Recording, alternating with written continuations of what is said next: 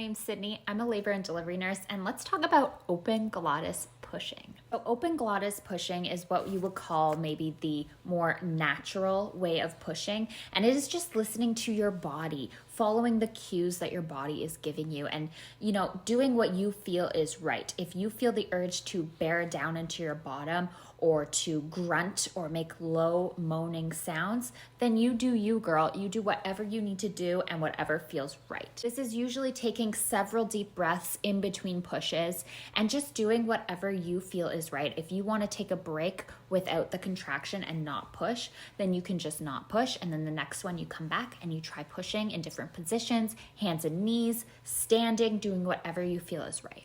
The benefits to open glottis pushing are that you most likely won't get as tired. And this is just because you're listening to your body and you're taking big deep breaths in between and you're resting when you feel like you need to. There's also a lower risk for tearing when you do open glottis pushing. And this is because you usually have a lot more time to have the baby's head pushing on your perineum and letting it stretch. So you're not doing a hard, strong push when the baby's head is crowning. You're just letting it sit there and you're letting it slowly come through. So here are some disadvantages of open glottis pushing.